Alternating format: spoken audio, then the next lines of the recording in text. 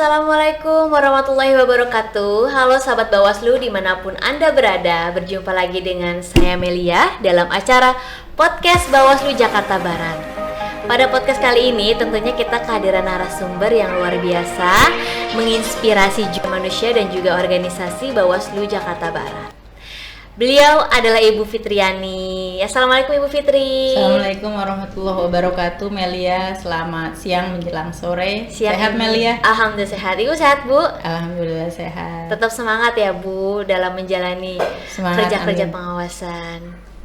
Baik Bu, mungkin supaya lebih semangat sahabat-sahabat Bawaslu dalam menyaksikan podcast kita dari awal sampai akhir, bisa disapa lebih dahulu Bu, sahabat-sahabat Bawaslu.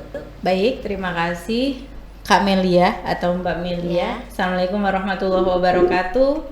Seluruh sahabat-sahabat Bawaslu di luar sana ya, terima kasih telah melihat podcast Bawaslu kali ini. Semoga tetap diberikan kesehatan dan keberkahan dalam hidupnya ya.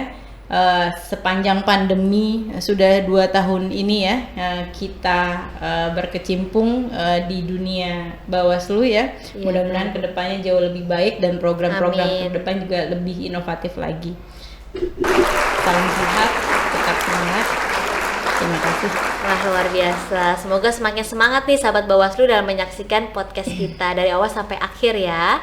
Baik Bu, tadi sedikit disinggung tentang pandemi yang memang tidak berujung ya Bu ya, dari tahun 2020, 2022 ditunggu-tunggu belum berakhir juga. Betul. Nah, apakah pandemi ini mempengaruhi jadi lingkungan sekretariat Bawaslu Jakarta Barat Bu? Sangat ya, karena memang pola kerja yang tadinya lebih cenderung konvensional, sekarang kita harus beralih pada pola kerja yang membagi prosentase ya, jumlah WFH dan WFO di lembaga tersendiri ya. Jadi kehadirannya juga dibagi 50% ya, sesuai dengan edaran Bawaslu ya di awal tahun, karena memang meningkatnya Omikron ya. Iya benar, varian baru di tahun baru ya, di tahun 2002 hari ini. Jadi masih di level 2 ya Melia, dari 3 kemarin ke 2 level 2 naik sekarang ya. naik dari level 3 ya Bu ya. Jadi memang pola kerja kita juga berubah, jadi lebih berhati-hati, tetap dengan prokes yang ketat. Wah, luar biasa ya Bu. Apakah hal tersebut mempengaruhi kinerja Bawaslu di tahun sebelumnya nih Bu? Ya, sangat ya. Tapi ya mudah-mudahan kita ke depan gitu ya, juga jauh lebih tetap fight, tetap kuat gitu ya. Karena memang juga alhamdulillah di tahun lalu kita melakukan capaian kinerja yang luar biasa Melia, dengan adanya 2 penghargaan untuk Bawaslu Jakarta Barat yang dianugerahkan dari Bawaslu DKI Jakarta untuk kita. Yang pertama adalah anugerah kinerja terbaik ya seprovinsi DKI Jakarta, alhamdulillah dicapai oleh Bawaslu Jakarta Barat. Dan yang kedua soal inovasi program teraktif ya dan kreatif. Jadi ada 2 capaian soal kinerja terbaiknya. Jadi itulah wujud dari proses di mana kita tetap berkomitmen dan berpegang teguh bahwa tugas dari pengembangan pengawasan partisipatif dan kinerja terbaik di tengah tantangan pandemi ini masih dijalankan dengan maksimal ya Bu ya. Semoga di tahun 2002 ya tetap terus jauh lebih baik ke depannya. Wah, luar biasa sekali ya sahabat Bawaslu. Ternyata memang meskipun pandemi kita harus tetap semangat, tetap profesional dalam melakukan kerja-kerja pengawasan. Salah satunya adalah dibuktikan dengan penghargaan yang sudah diraih oleh Bawaslu Jakarta Barat di tingkat Provinsi DKI Jakarta. Untuk kedepannya nih Bu, di tahun 2021 kan sudah meraih banyak penghargaan, banyak juga apresiasi lah ya dari banyak orang. Terkait inovasi program di tahun 2022, apakah ada Bu? 2022 ya, inovasi programnya ya. Iya. Jadi inovasi programnya ini juga tentu perencanaannya sudah jauh kita pikirkan ya sebelum masuk di awal tahun 2002 ya. Yaitu beberapa program yang dulu belum pernah kita jalankan dan tidak berhasil kita jalankan karena memang tantangan pandemi COVID lebih besar ya. Kemudian juga ada beberapa program yang tentu menjawab kiranya kita membagi segmentasi dari capaian peningkatan jumlah keterwakilan perempuan ataupun prosentase dalam hal pengembangan pengawasan partisipatif ya. Ada beberapa program, yang pertama Ngopi Bawaslu juga tetap komitmen di tahun ini kita teruskan dari tahun sebelumnya Melia. Ya alhamdulillah juga Ngopi Bawaslu ini sudah mencapai episode yang ke-13 ya. Jadi masuk di tahun ini kita teruskan setiap bulannya, kemudian juga ditambah di awal tahun kita meluncurkan produk baru, ya, inovasi baru yaitu RP4 ini Melia tahu nggak? Saya tahu. Coba. Karena saya sering ikutan. Oh iya. Apa itu? Nyatek dikit ya Bu. Iya, ya. Ruang memang masih baru. Karena baru launching jadi jangan sampai salah. Iya. Ruang Perempuan Pemilu dan Pengawasan Partisipatif. Iya. Nah, ruang perempuan yang dimaksud dengan ruang perempuan adalah wujud dari bagaimana Bawaslu membuat forum bersama, baik itu personal atau kelompok komunal perempuan yang ingin masuk, mengetahui, mempunyai minat yang sama untuk menguasai materi-materi soal pemilu dan pengawasan partisipatif, dan juga ingin punya prospek ke depan, bisa punya keterlibatan baik itu sebagai pengawas pemilu di level TPS, kemudian juga kelurahan, kecamatan, mungkin juga di Bawaslu kabupaten kota. Wah, gitu. Luar biasa sekali. Memang saya Jadi segmen ini memang memang dibuat khusus untuk kira-kira membidik segmen perempuan gitu ya. Jadi nanti pasca selesainya program ini di tahun 2022 ya, mudah-mudahan capaiannya adalah peningkatan jumlah keterlibatan perempuan yang mau ikut terlibat dalam forum diskusi maupun beberapa kegiatan-kegiatan yang dibuat oleh Bawaslu Melia. Resourcesnya atau juga outputnya ke depan dalam jangka panjang di tahun 2024 itu adalah meningkatnya jumlah keterlibatan nanti pada tiap tahapan pemilu ya.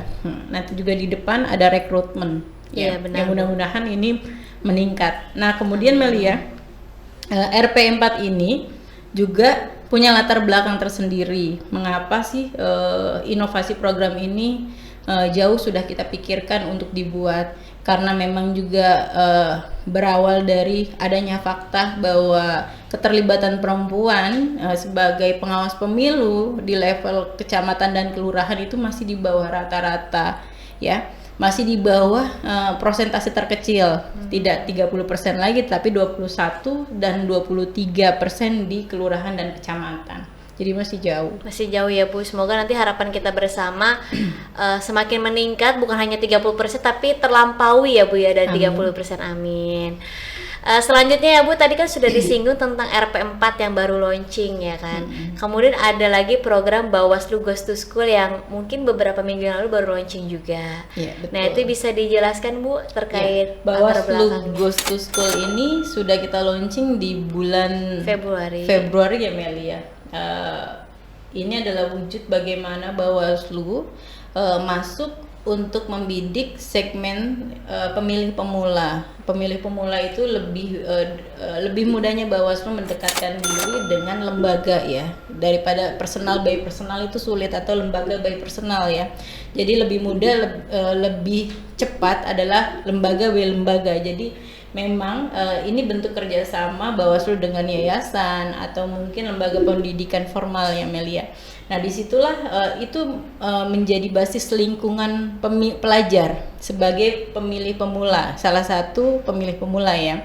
Tidak hanya pelajar saja, di situ ada guru, kemudian juga ada beberapa orang-orang juga yang ikut terlibat dalam lingkungan pendidikan yang biasanya mereka justru care dengan isu-isu pemilu dan politik. Nah, itu terbukti sekali di Cengkareng ya, di Jakarta Barat, keterlibatan para guru sebelumnya menjadi pengawas pemilu itu sudah dibuktikan di pemilu 2019 Melia sebagai pengawas TPS. Wah luar biasa, ternyata tenaga pendidik itu tenaga pendidik juga ikut berkontribusi. Kemudian juga ada relasi kenapa harus didekatkan antara materi yang dibawa oleh Bawaslu yaitu soal pemilu dan pengawasan partisipatif dengan materi yang juga tidak jauh ya, sudah familiar diserap oleh para siswa di kelas melalui model klasikal belajar mereka, yaitu soal tema demokrasi, kemudian juga soal tema pemilu ya. Namun kan Meli juga tahu sendiri bahwa dalam kurikulum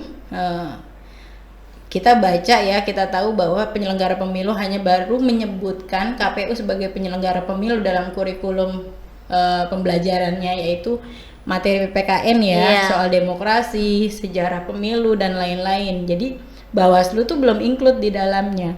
Maka disitulah perlu sekali menambahkan materi soal ada penyelenggara lain dalam soal kepemiluan dan konsep pengawasan partisipatif atau konsep Bawaslu dan pengawasan pemilu gitu. Iya. Jadi relasinya kita sambungkan. Sangat berkaitan ya Bu, apa yang kita nanti sampaikan kepada pelajar dengan apa yang mereka sudah terima di kelasnya masing-masing lewat tadi pendidikan kewarganegaraan. Ya alhamdulillah di Februari awal banyak sekali input yang positif ya, feedback yang positif yang masuk mengikuti ya dari para siswa ya yang sudah bekerja sama dengan salah satu sekolah di Jakarta Barat pada saat itu, dan banyak pertanyaan-pertanyaan yang muncul ya sebagai bahan pembelajaran diskusi.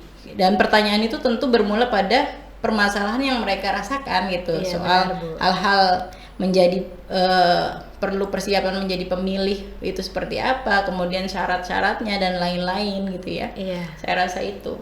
Wah, luar biasa sekali ya Bu, ternyata memang semakin luas segmentasi yang perlu kita kembangkan lewat pengembangan pengawasan partisipatif. Selain Bawaslu Goes to School, apakah ada Bawaslu Goes to Campus Bu? Ada.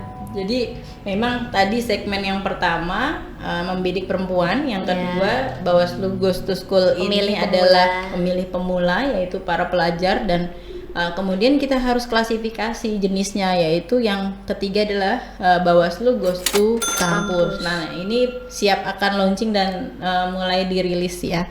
Nanti ya tentu segmennya adalah para mahasiswa kelak gitu. Wah. Ya, harus kerjasama dengan lembaga pendidikan yaitu seperti beberapa universitas yang ada di Jakarta Barat. Baik.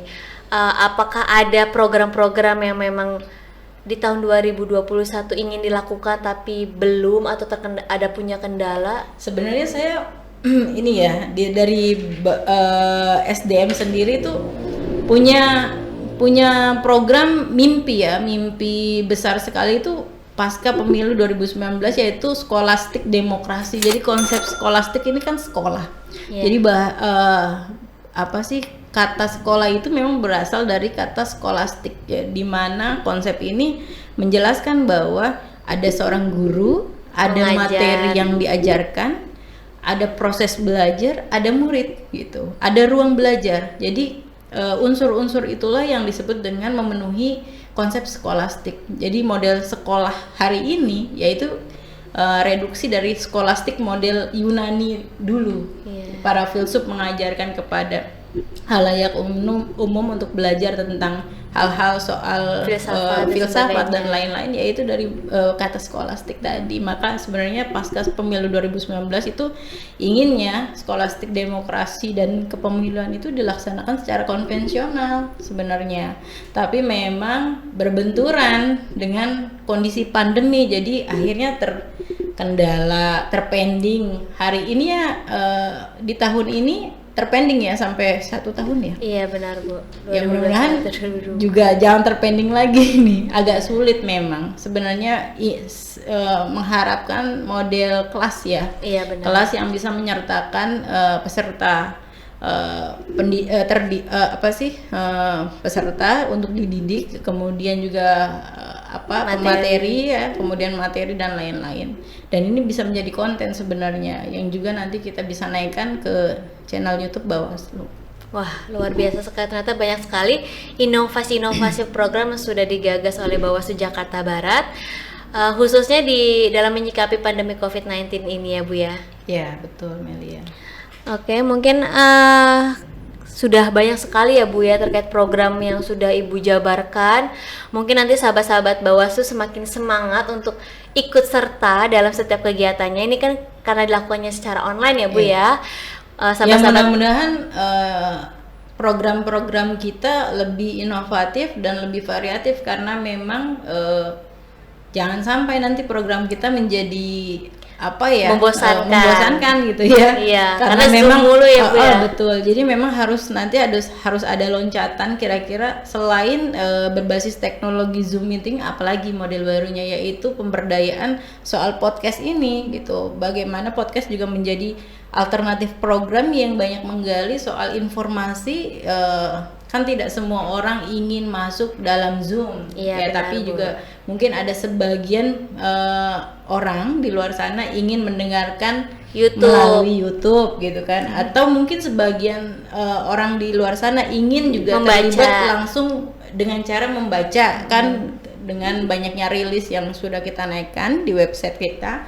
Kemudian juga ada sebagian di luar sana juga ingin masuk di Bawaslu dengan secara konvensional Langsung, gitu ya, ya. Bu. Mudah-mudahan nanti ruang skolastik demokrasi itu bisa menjadi alternatif model Yang konvensional terakhir, ya. dengan tetap broadcast Melia. Amin. Saya rasa itu. Semoga itu menjadi salah satu doa kita bersama yang juga nanti diaminkan oleh sahabat-sahabat Bawaslu di luar sana ya Bu ya. Amin. Baik sahabat-sahabat Bawaslu, sudah panjang dan luar biasa menarik sekali pembicaraan kita kali ini terkait program-program apa saja yang sudah digagas oleh Bawaslu Jakarta Barat. Adapun mungkin sahabat-sahabat Bawaslu memiliki ide ataupun gagasan ya Bu yang lebih kreatif terkait kemajuan pemilu ke depannya, bisa komen di bawah ya, komen di bawah. Jangan lupa untuk selalu share, like, kemudian follow sosial media dari Bawaslu Jakarta Barat agar kedepannya kalian mendapatkan informasi yang lebih luas lagi dan lebih terupdate tentang Bawaslu Jakarta Barat. Dan bermanfaat sesuai dengan kebutuhan. Amin ya. Bagi sahabat-sahabat Bawaslu yang ingin mampir ke kantor, bisa juga ya Bu ya. Kami sangat terbuka. Di sini juga banyak buku-buku pemilu, buku-buku tulisan karya Bawaslu Jakarta Barat yang mungkin bisa menjadi referensi dari sahabat-sahabat Bawaslu yang ingin melakukan penelitian ataupun penulisan hasil akhir atau tugas akhir. Baik Bu Fitri, mungkin closing statementnya untuk sahabat Bawaslu. Ya, Bawaslu dengan beberapa inovasi programnya, tentu ini adalah wujud dari komitmen Bawaslu tetap kedepannya, yaitu menguatkan kinerjanya, yaitu juga dengan cara tetap menjalankan tugas, karena memang tidak ada tahapan pemilu, yaitu tetap komitmen dalam menjalankan tugas, yaitu penguatan pengawasan dan pengembangan pengawasan partisipatif. Saya rasa itu. Jadi wujud programnya mudah-mudahan bermanfaat untuk khalayak umum di luar sana. Saya rasa itu Melia. Amin. Terima kasih banyak. Assalamualaikum warahmatullahi wabarakatuh. Waalaikumsalam. Terima kasih banyak Bu Fitri atas bincang-bincang yang menginspirasinya. Semoga bermanfaat bagi sahabat-sahabat Bawaslu di luar sana. Amin. Sampai ketemu lagi di podcast-podcast Bawaslu Jakarta Barat yang selanjutnya. Semoga senantiasa diberi kesehatan dan juga kemudahan dalam segala urusan. Akhir kata kami mengucapkan wassalamualaikum warahmatullahi wabarakatuh. Sampai jumpa. Terima kasih semua.